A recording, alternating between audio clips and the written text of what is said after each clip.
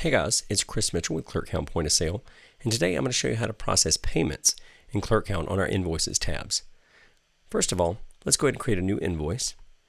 We'll go ahead and use our trusty customer John Doe here. John's been a regular of ours, and let's say he wants a product that you've got in stock, but he's not really ready to pay for it in full yet. He may want to make payments on that, and you allow that.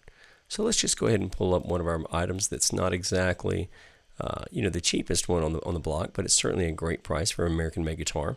So he pulls up a CMG Ashley electric guitar, and you say, hey, that's $8.99, John. He says, well, what's that going to be without tax, or with including tax? And you say, okay, with tax and everything comes to $9.43. And he says, you know what? I can pay for about $500 today, and then I can bring you back another $500 next week.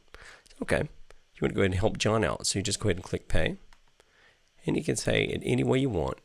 But if, let's say John pays $500 in cash, and you process it, you notice that he still has a balance due of $443.95. Well, the cool thing is, ClerkHound automatically knows that this invoice isn't closed out. It's an open invoice. So when you go back to your Open Invoices tabs, you'll see that John actually has a balance. And if you click it, it'll show you exactly what's due. It's $443.95. It shows you that the entire invoice was for $943.95, but he still has a balance.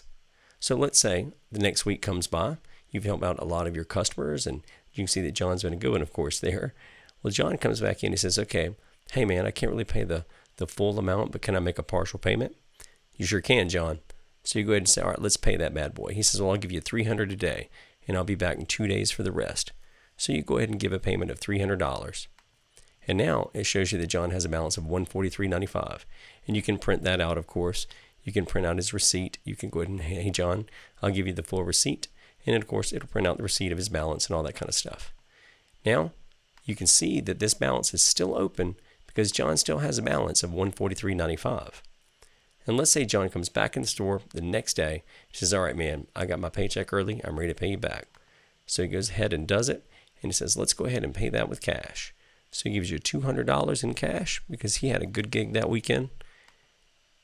And you process it, and it'll tell you a change. You can print or email John his receipt. And now you'll notice that the balance is at zero.